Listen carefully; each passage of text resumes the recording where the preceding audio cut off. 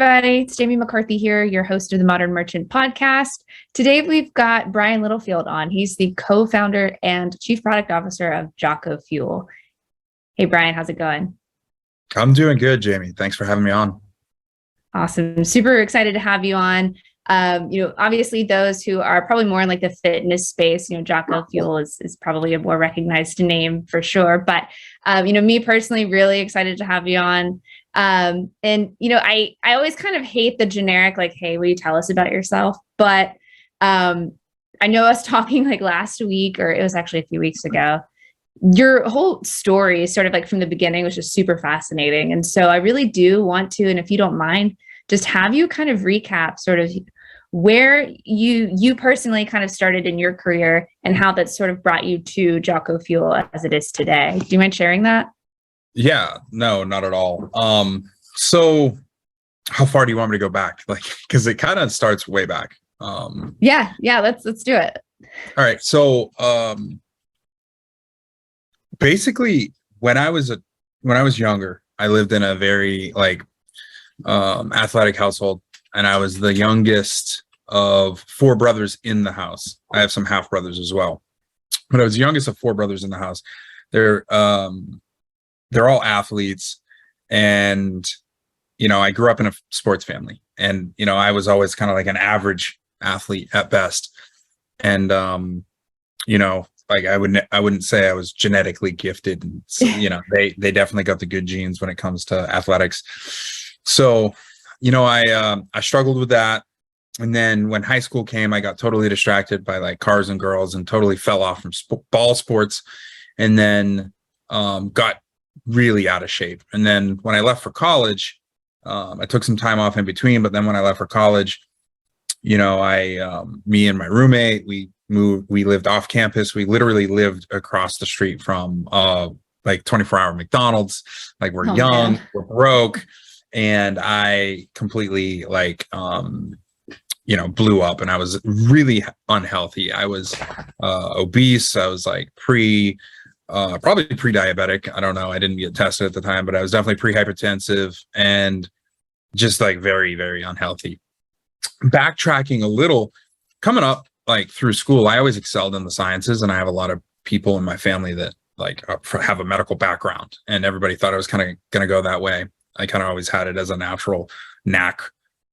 So it was always easy for me to understand, the anatomy and physiology. And, and in college, like, I went out of my way to take 400 level bio class just as like an elective. I was like, I don't want to take, I don't know, this other pottery thing. Yeah, pottery. Exactly. Yeah. I don't want to take pottery. Like, I want to do this bio class. And they're like, are you crazy? I'm like, no. I'm like, just put me in it. So that's what I did. And just because that's what I liked. So I actually went to school originally to work and build on race cars. It was like the most prestigious motorsports university in the world. And I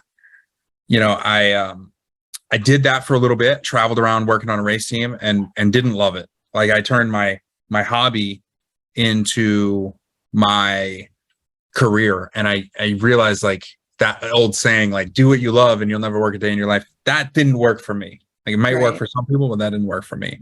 Now, I don't think you shouldn't love what you're doing, but if you take your absolute passion and you turn it into like what you need to do to put food on the table, maybe that's not exactly what you should do. So went back to school for business. I kind of always thought that was the direction I was going to go in anyway. My father was very entrepreneurial, had a lot of businesses growing up, and he never was super successful with it, but he always tried really hard. So I kind of always say I get my entrepreneurial spirit from him and my work ethic from my mother. So, it's a good combo. So I graduate school for business, and I had a career lined up in the financial sector, and that fell through. While I was going to school for business, I decided I wanted to find like what the path was and get my health back. And when I did that, I was like diving into the world of like the clinical literature of like different weight loss strategies and nutraceuticals and ingredient science, and just like completely fell in love with it. And I was literally finding myself getting done with my coursework and like being up all night reading this clinical literature on, rare adaptogens from like the Himalayan mountains. It's just like stuff that nobody really knows about or cares about. It seemed like, and I was just like reading and absorbing, and kind of built this like internal encyclopedia to do something with it at some point. Like I never really had an intention at that time. Well, I had around the same time started training Brazilian Jiu-Jitsu. And so between that, applying these concepts to myself, training Jiu-Jitsu, working out in the gym, I went from like 265 pounds all the way down to as low as like 155 pounds at one point, and then back up to like a healthy 180, 185. So I had gotten to try all these different things and different practices on myself as like my own guinea pig.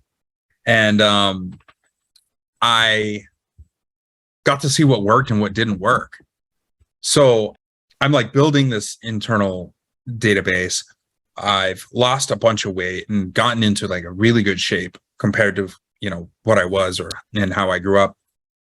And in the gym, I had kind of become this, the go-to person where people would come to for, weight loss tips, building muscle tips, like we had a lot of fighters that I would train. I eventually became an instructor, and I'm like coaching these fighters, jiu-jitsu fighters, MMA fighters, like weight cutting practices. So I just kind of became the guy to go to in the gym. So I had that. And then I had this job lined up for a financial company that I got rug pulled at the last minute. Mm-hmm. And so I like kind of fell back on what I knew. And I was teaching jiu-jitsu, doing like a bunch of private lessons to kind of get by. And I go to the guy who owned the business. I'm like, hey man, like we have space in this plaza. Like let's open up a small supplement shop and we can sell to all of our members and then open it up to the public. And we did that, and it was pretty successful. Like it operated. I got a chance to have a group of guinea pigs at that point. And then everybody in the industry that you can imagine, like with independent stores, they're always sending samples of stuff. They're always calling you and talking to you about their product or sending in their reps. And I got to see everything in the marketplace at that time. And I got to look at formulas and analyze the way people were formulating and kind of see the good and the bad out there, and, and kind of go from there. So in that period of time, we had this business running for a couple of years. It was successful. And I got introduced to Pete Roberts up in Maine. And I was up there training jiu-jitsu, and I walk into the Origin factory for the very first time where I'm from in Maine. And I'm like blown away. There's a loom weaving fabric and and sewing machines. I'm like, what is going on here? Like, this is craziness. So we immediately hit it off. Him and I immediately hit it off. I fell in love with what was going on, wanted to be part of the mission. And eventually I just started helping from afar. I'm living in Ohio. I literally said, hey man, like on my off days when I'm not running the shop, like send me the jiu-jitsu gis, because that's what he was manufacturing. And I'm going to literally just drive around to different schools and train with people selfishly, and get to go get all this cross training and meet all these people. And I'll just talk about the product. And it like kind of took off. Like we went from like, there was no like wholesale business to I had established 120 wholesale accounts in the first like 12 months. So that it like quickly outgrew. And I'm not like a salesperson by nature. That's not what I've never been in a sales role before. All I did was just go tell people about this amazing story and amazing product. When you have an amazing story and a why and an amazing product, like it's easy to get people to come on board. So that's what happened, and it kind of exploded. And one day he just called me. He's like, dude, you got to move back to Maine, and we got to do something more here. So I had said, like, he knew what I was doing with supplements. He knew that was my thing. And I had said, well, at some point we have to, like, we got to do nutrition. Like, we got to do sports nutrition. And he's like, yeah, well, let's just get you up here, like, get you, rocking and rolling. And like, I come up, I quickly transition into a leadership role under him, helping run the factory. We, a few months later, buy a small supplement brand in the jiu-jitsu niche community, and we're operating that. I'm helping him run the factory. We go from 7 employees to 40 employees, making gis with everything sourced right here in America. And everything's just kind of taken off. I mean, it rapid growth in a period of like 12 months. And that's when Jocko came on board in 2017 and became a partner and an equity partner. And then we relaunched the line as Jocko Fuel. So I'm like summarizing a very crazy rapid story in like a very small amount of time. So hopefully it makes sense. But that's like the fast forwarded version of how things came to be today. Yeah. And so for those of you who aren't familiar with Origin necessarily, right? Origin is more of the gis, the jiu-jitsu gear, sort of like where you guys started. And like you mentioned, you kind of, when Jocko came in 2017, that's when you really started focusing on Jocko Fuel and the sports nutrition side of things. It's actually interesting that you mentioned that, you'd kind of gotten into like leadership, right before that. How was that transition for you? It was fun. Yeah, it was fun. We so I was like the first GM. I was actually the COO of the Origin, and it used to be Origin Labs. Now it's Jocko Fuel brand. So second in command under Pete. And that was crazy because, at first it was pretty small and manageable with like 7 people, in a small, like 5,000 square foot timber frame factory. And it was a micro proof of concept is what it was. And then we moved into a 20,000 square foot factory, just a couple miles down the road. And that's when we went from 7 to 40 employees, like in a very short period of time. And that's where things got fun. You go from, okay, Pete's trying to focus on the business, and I'm trying to help manage the operations and make sure everything's going smooth, making sure production's running, making sure procurement's happening, making sure fulfillment's getting, taken care of, because everything's vertically integrated. Yep. And as we scaled rapidly, you start to go from, okay, well, here's a couple of people who are managing everyone, to starting to build out teams and cells and levels of structure. So it was fun. It learned a lot really quickly. It was like a crash course. I bet. And so just to switch gears a little bit, we're talking, right before we hopped on here about, Jocko Fuel and how you guys are really manufacturing your supplements and the beverages. I think it was e-commerce fuel. They just released a trend report for 2022, and they said that brands are like the number of brands, I guess, who are manufacturing their own product now. It's actually doubled since 2017. So it's like up to like 19% of all brands are manufacturing their own product to an extent, right? So it got me curious and just kind of wondering, how you guys are handling that process and what that looks like for you. Yeah, absolutely. So, like I said, on the Origin side of things, like we manufacture everything from scratch, and I'm now removed from that side of the business. I focus exclusively on Jocko Fuel, but it's pretty cool with Origin because like every thread and button and zipper comes from America, which is wild. Like everything comes from America. Pretty rare. It is pretty rare. Sure. It's very rare, actually. I actually don't know of another company that's committed like the 99.999%, domestic supply chain. So if you find one, let me know, because I have yet to have anyone show me another one at that scale. So on the Jocko Fuel side of things, like we do manufacture everything here in the United States, but of course, a lot of these, ingredients, adaptogens, and natural sweeteners and things like the Reb M we use comes from South America. The monk fruit comes from Asia, and we have to import those ingredients. And of course, we use our manufacturing facilities around the United States, in New Jersey, and Pittsburgh, and California, New York, Florida. We have these manufacturing facilities where we will build different products based on the particular capabilities of that facility. So some of them are canning, some of them are powder manufacturing, some of them are capsule or tablet manufacturing. And it really just depends on what the particular product is. Yeah, got it. And that makes sense, right? I don't know if we have in the States like the best monk fruit to put in products. So I don't think we have makes sense that you have to yeah, makes sense that you have to source it obviously from where you can get it. Yeah.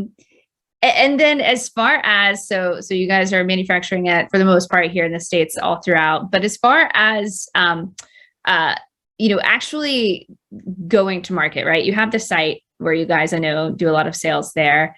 Are you doing any more like B2B or like retail type sales? Like, are you guys in any stores, like the sports nutrition stores, places like that? Yeah. So our first B2B relationship kicked off in February of 2020, right as COVID hit. So that was fun. Of course. Yeah. So we had to manage that. We launched nationwide in Vitamin Shoppe with the whole Jocko Fuel line. Yeah. And it was actually very successful, even through COVID.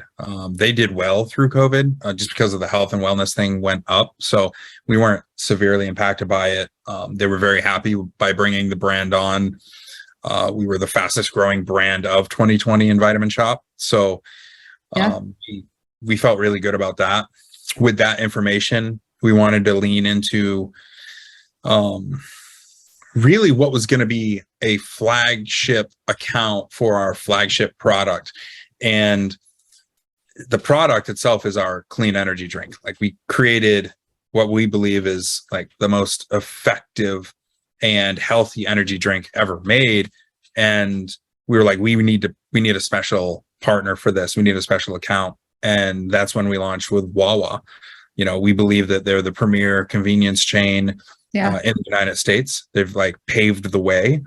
They have a cult-like following. I think they had something like 4 weddings at Wawa's last year. No way. Yeah, it's pretty crazy. It's wild. They have a cult following, and so it made perfect sense. They're on the East Coast. We're on the East Coast. Right.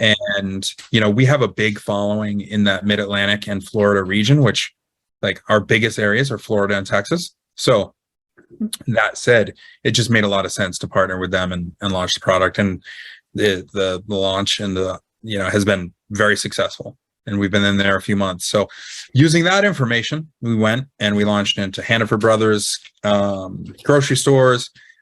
We just launched into H-E-B down in Texas with the full set. And we have a bunch of other ones that are coming online very soon. So our B2B business will actually outgrow our e-com, like probably by like Q2 of next year. Interesting. Yeah, that was going to be my next question. I mean, where do you see the most sales and the most revenue from? If it's from the e-commerce side or if it's from the B2B side. So yeah, web right now, like our website and Amazon are definitely bigger than B2B currently, but it won't take long before it's the other way around. Yeah, definitely. And it's interesting, and I forgot where I read this, so I'm not even going to try to credit it anywhere, but all of the beverage brands, even like the big guys like PepsiCo, I know, Coca-Cola, like Celsius and Congo, and kind of all those guys like really kind of doubled down on like that alternative beverage type category. And so it's interesting that you said that, that's kind of your number one seller, and we're seeing so much of that on the market. I feel like just kind of all of a sudden, or maybe in the last few years. So that you mentioned the energy drink, that's really kind of like the number one product right now for you. It is. It has our biggest focus currently. And And it probably will continue to. We've put a lot into the product, and it already has a strong following, and the sell through at retail has been really strong for us. So we're very happy about it. We actually started developing the product in 2018, and I think we launched in 2019, and we launched with like 2 flavors. And at that time, like we were solely focused on making it healthy and efficacious, and we made it taste okay, but it was it wasn't the top priority.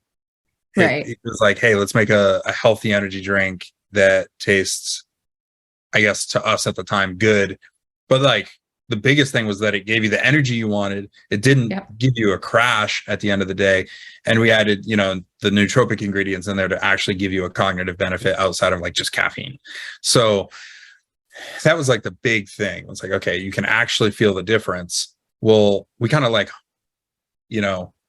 hung our hat on that, I guess you could say. And what we realized is there's a large group of consumers out there that want that, but there's a much larger group that wants that, but they won't sacrifice taste.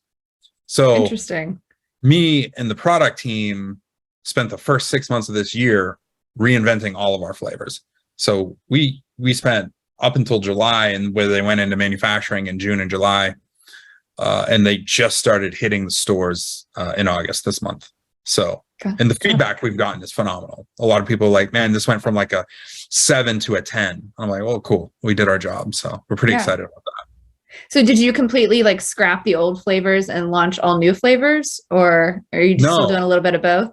Yeah. So we have one new flavor launching right now, which is a pink lemonade, and it's really good. I'm actually drinking it right now. I have a little addiction to it currently. I cycle through the flavors, but that's my go-to right now. We have 8 other flavors, and we don't, we haven't chopped any off we haven't done any SKU rationalization yet. Like we've just continued to build. We took those same flavors, and we reinvented them. So we literally redid the entire flavor systems and the sweetener systems, and brought in some different flavor science that we just didn't have back in 2018. Like it just didn't exist, but we still maintain natural flavors and natural sweeteners. And we didn't have the tools at our disposal back then, but we did now, and I'm pretty happy about it. Yeah. That's really cool. It's like you get to put like your chef hat and your like chemist hat on all at once almost, right? To come up with this. I love that. Yeah, absolutely. It's fun. And what's great is like, I'm at a point now where when I moved over to the head of product role, I'm able to give this my full attention, and it's like what I'm passionate about most. So like it's allowed me bringing on other executives and bringing on other people to add to our leadership team has really given me the ability to focus on taking the products to the next level. Yeah, I love that. And sort of like backpedaling a little bit, you'd mentioned it a minute ago, obviously with that being your number one seller, the energy drinks, does that sort of help define your strategy when it comes to like product and inventory planning? I'm assuming that's sort of one of your main roles too, right? It was inventory planning was actually a huge role of mine up until recently. We actually just brought on a brand new COO from a more corporate background to help us lock things down, which is awesome because we're scaling at a point right now where it's pretty crazy. We went from, that 20,000 square foot facility to we were sharing that between the 2 brands to Jocko Fuel got its own 20,000 square foot facility. Then Jocko Fuel had to add a 60,000 square foot warehouse, and we just have to keep growing and growing. And it gets to a point where like you need to bring in key players to focus on the things that you're best at. And keeping the inventory in stock is tricky, especially during COVID where everything is wild and crazy. So inventory planning, thankfully, is not on my plate anymore. I was going to say, you looked a little relieved when you were it's not me anymore. Big time. It's like, I don't have to worry about it anymore. Yeah. Yeah. I would say, we work with obviously a lot of e-commerce retailers, and that's probably one of those key areas where everyone is just like, man, I don't want to have to focus on this. I don't want to have to put any energy and effort into this. It's like one of those necessary evils though. So In the early days, where that was like literally one of my biggest focuses, yeah, we didn't take on debt and we didn't give up equity. We self-funded all of the growth up until we brought on private equity this year. that's impressive.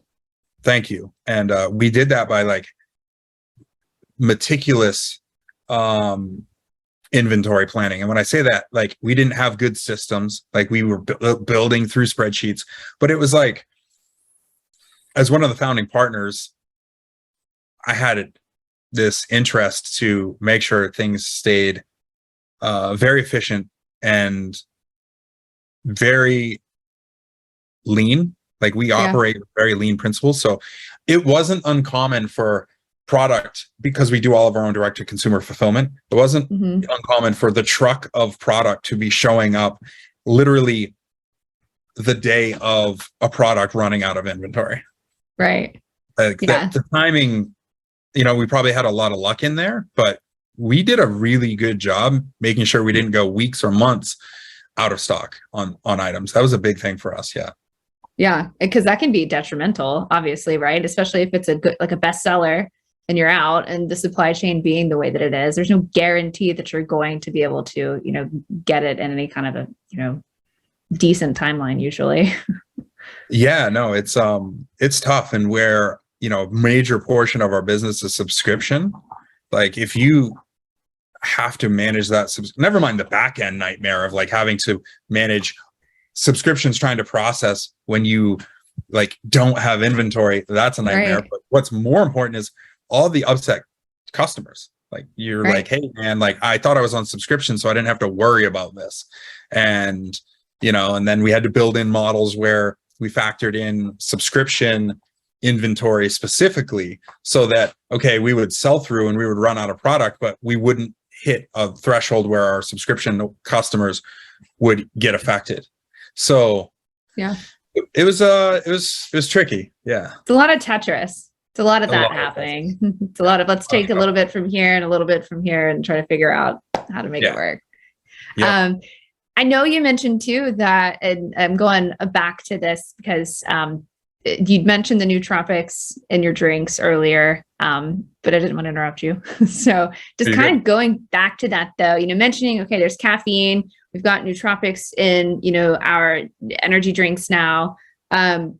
Obviously like the taste, we've improved the taste. Would you say, what would be the biggest like differentiating factor between what you guys offer in like that alternative beverage space and, maybe some of the other like big players on the scene? Yeah. So I would say the biggest thing, it depends. So like you have like the major players, like, so like you have, can I name them? I mean, yeah. Okay. We'll call people out. So you have like your Red Bull and your Monsters, like sure. They haven't changed. Actually, Red Bull, for instance, has stopped expanding their sugar-free category and has gone back to the sugar version, which is interesting. A lot of their new exclusive flavors you see are like with sugar. So that's very different. I'm not sure what, maybe they see something we don't. They're very big and very successful, and they obviously are onto something.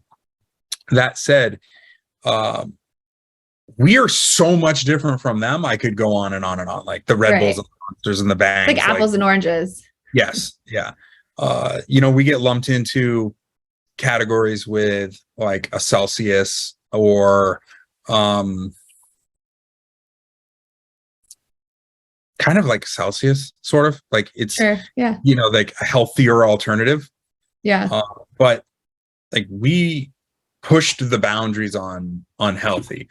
Like we waited 9 months for the manufacturing facility to get their pasteurization tunnel set up so that we could pasteurize the product like they do with, dairy or milk products. So we don't have to use chemical preservatives. So we don't have to use the benzoates and the sorbates. Like we can actually we're going to go put the product through a kill step. So it's healthy. It's not going to make anyone sick, but they also don't have to drink chemicals. Right. So that was like a major thing we did. And we waited, like I said, almost a year to launch the product just for that. And then, so you have all these efficacious ingredients, and then you have natural flavors, you have natural sweeteners, you have natural preservation. So I kind of can't really compare us to anyone else in the marketplace, because like even the closest thing to us, I mean, they are using artificial sweeteners. And some people are fine with that. Like, that's cool. You know, I still think it's better than sugar. If I was to say, drink 30 grams of sugar or an artificial sweetener, I'm going to tell someone drink the artificial sweetener all day long. I think the risk of, you know, the potential concerns are very low on artificial sweeteners. I just think if you have a choice, do you want a healthy sweetener like monk fruit that's actually been shown to have health benefits, or do you want something that you're pretty sure is not unhealthy? You know, you're like kind of like unsure. You're like, it's okay. It's like a little bit gray area. So we just like really pushed it to the extreme. Yeah, I love that. You said you're not a salesman, but I feel like you hit that nail on the head. So it's like passion for the product. Yeah, it definitely comes through for sure. Kind of just the final thought then here, Brian. I know I feel like I've taken up a bit of your time here, but this is just a little bit of just a fun question. I feel like, you know, people used to always ask in podcasts or in interviews, you know, what are you reading? Right. Mm-hmm. And now it's kind of become like, what are you listening to? Like, hopefully we have some people who maybe one day say, oh, I listen to the Modern Merchant podcast. I don't know.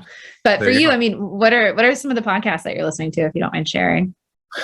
Honestly, so I alternate. So I'll go on like music for a while, and then I'll go back to podcasts, and then I'll go back to my audiobooks, and I'm kind of like cycling through. Like, I don't have I'm interesting because I can't process my brain. I can't process like emails or do like crazy amount of things and listen to like audiobooks at the same time. So unless I have like a long drive, or I have maybe I'm in the mood for it during a workout, I'll listen to a podcast or an audiobook. Like, I went back and re-listened to as far as audiobook recently, I went back and listened to Blitzscaling, which is a really solid one, basically about sacrificing efficiency for rapid growth in business. It's a phenomenal book. And then as far as podcasts go, I haven't listened to a lot of podcasts recently. I kind of fell out of podcasts. I'd say it's kind of be a cop-out answer, but the only podcast I listen to is Jocko podcast. There you go. Yeah. It's one of those things. It's part of the lifestyle, part of the brand. But a lot of music again recently. Yeah. What kind of music then? I'm like an old school hip hop fan. Yeah, like Wu-Tang kind of hip hop, or like Wu-Tang, Tupac. I mean, even like old school, like Ice Cube, LL Cool J, like old LL. I love that old school, like late 80s, early 90s hip hop. Yeah. Honestly, 90s era music in general was my thing. So that's pretty much it. Yeah. I'll say 90s hip hop, that's like my gym playlist. Yeah. Almost always, right? Unless I'm like you. Sometimes I'll listen to a podcast, but for the most part, it's going to be some kind of like 90s hip hop. Yeah, I find myself listening to music more so lately than anything else. It allows me to be able to like work out, get my work done, or and at the same time, I have to like lock myself into an audiobook. That one's a little bit more challenging. Of course, I'll like on a road trip, I'll put on like a 3 or 4 hour Rogan podcast too. Like, sure, I'm a huge Rogan fan. So you guys have the same haircut. I actually, I don't see it, but I've gotten it a lot. Like, because we have, have you? Like, I have a sleeve too. Like, I get you look like Joe Rogan. I'm like, because I'm bald, I have a sleeve tattoo. Yeah.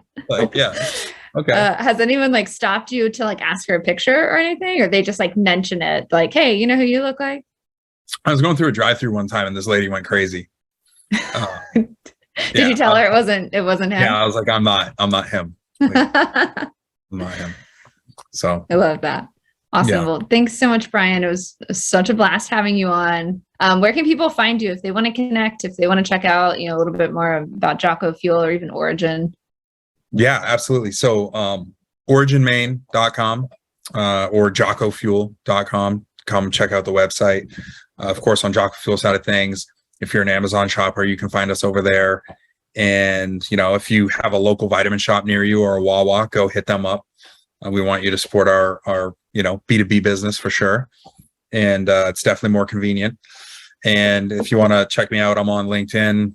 Like, find me on LinkedIn. I don't know how to send someone to your LinkedIn. I've never plugged my LinkedIn before. Yeah. I'm most active on Instagram. So that's where Okay. that's where people can find me most. I'm either in the lab or I'm doing stuff with product or, in the Cool. sauna. And is that all in like your personal Instagram, or is that like the Jocko Fuel Instagram account? A little bit of both? Yeah, so I'm not on the Jocko Fuel Instagram account much anymore, but mostly on my personal Instagram, which is like Brian_origin. Awesome. Yeah. Well, I'll be sure to check that out. And again, thanks so much for coming on. It was a blast. Awesome. Thank you for having me. It's fun. Yeah, absolutely. All right, guys, thanks again so much for tuning in to another Modern Merchant podcast episode. If you want to learn more about us, check us out at flexpoint.com. That's flexpoint without the e.com. We've got our Modern Merchant blog up there. It's full of the latest e-commerce information and news. Also, go ahead and subscribe to our YouTube channel and follow us on socials at Flexpoint. We'll see you again next week with another episode.